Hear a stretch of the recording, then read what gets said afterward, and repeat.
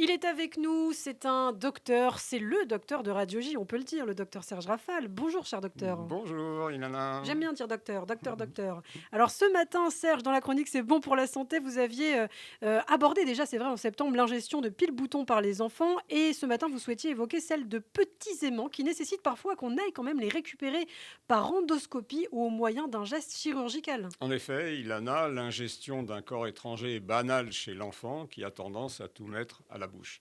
J'expliquais en septembre que la présence à domicile d'appareils électriques de plus en plus nombreux avait augmenté la fréquence des passages aux urgences ou des hospitalisations, une par jour en moyenne, pour l'ingestion de piles plates de diamètre supérieur à 12 mm, responsables de difficultés respiratoires, ou de piles au lithium assez puissantes pour entraîner des brûlures de l'ésophage ou de la trachée, possiblement ou potentiellement très dangereuses pour des enfants de moins de 5 ans. Alors, est-ce que vous pouvez rappeler quand même les conseils à l'intention des parents? Intervenir le plus rapidement possible car chaque minute compte, mais intervenir en évitant tout geste intempestif, en particulier ne rien donner à boire pour tenter de faire descendre la pile et ne pas faire vomir l'enfant. Se contenter d'appeler immédiatement les pompiers ou le 15 qui le dirigeront vers un centre dédié. Donc des aimants qui sont ingérés accidentellement de plus en plus souvent en fait. Oui, leur ingestion est assez fréquente. La plupart sont éliminés sans complications. Une endoscopie est toutefois nécessaire dans 10 à 20% des cas.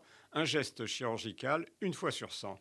Les aimants ont par définition une force d'attraction qui peut parfois entraîner la compression d'une artère nourricière intestinale ou la perforation d'une anse, d'autant que l'incident peut passer inaperçu et faire déclencher l'alarme bien à distance pour des symptômes différés, voire tardifs. Et d'ailleurs, vous souhaitiez nous parler, je crois, Serge, d'une étude israélienne assez parlante. Oui, elle a colligé 13 jeunes patients, dont 10 garçons d'âge moyen de 5 ans, 18 mois à 11 ans, qui avaient avalé entre 3 et 40 magnets.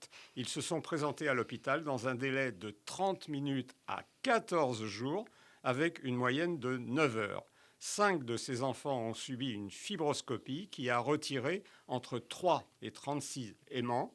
3 enfants ont eu droit à une coloscopie pour des aimants coincés au niveau de l'appendice et du côlon droit. Et 5 enfants ont dû être opérés pour des perforations qui ont nécessité d'être suturées.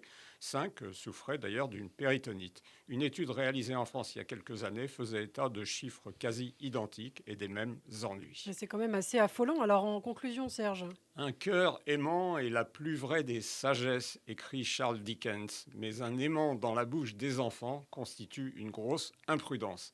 Un haut niveau de vigilance est donc indispensable pour éviter piles, aimants, médicaments et que sais-je encore. Les accidents domestiques, 5000 par jour, sont là pour nous le rappeler. Et oui, et ça peut parfois être de vrais drames. Merci beaucoup, Serge Rafal, qu'on retrouve bien sûr du lundi au vendredi et le dimanche. Je vous dis à demain, Serge.